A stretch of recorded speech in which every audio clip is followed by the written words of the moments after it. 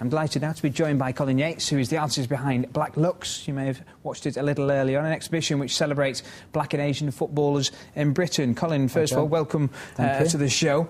Let's talk a little bit about this exhibition. It's in Manchester until the end of the month, and we're seeing clips of it. In fact, we can have a little look at some of the examples of work, and it's very interesting. It's got the backing of the PFA. Yeah, I started the exhibition, the project, about 10 years ago, and I asked the PFA. Brendan Batson was the person I approached, and they gave me an initial sponsorship award. So 10 years down the line, I asked Gordon Taylor again if he'd help me with the event, and they kindly did. So I looked for a venue in Manchester, and the visitor centre on the Sports City site obliged, and it's been really, really successful. OK, let's talk about specifically about some of the items of work that we're seeing here. It's lots of range of footballers, and it's really... What, does it go from the 70s all the way through to the modern day? No, I mean, that was the thing, Joe. I'm a passionate football supporter and follower, and the first players that I heard of, ethnic players, were Cyril Regis and Albert Johansson, so they played in the sort of 60s.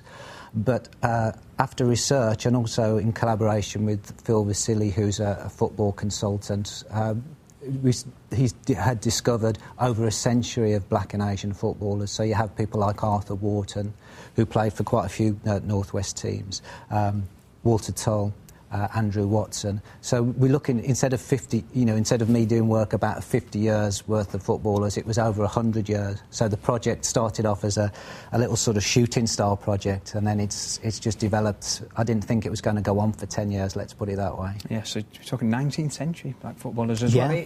It's a fascinating subject, really, because if you look at where we are today, it's quite an incredible turnaround, because things weren't great in the 70s. No, I think in the interview with you'll see Gordon sort of mentioned the fact that when, say, for example, that Cyril Regis and Brendan Batson and Laurie Cunningham were playing, the abuse was horrendous, and everybody looks back on those times and you sort of shudder and you think, did we really let that happen?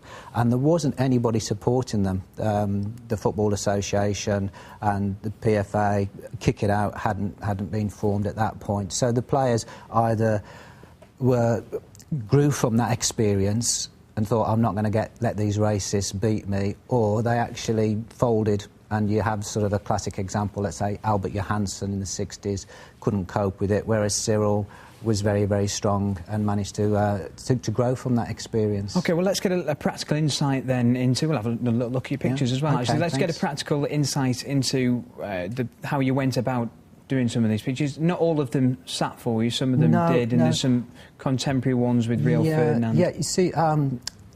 say 10 or 12 years ago when I started the project, it was very, very difficult for me to get access to players like John Barnes or Ian Wright.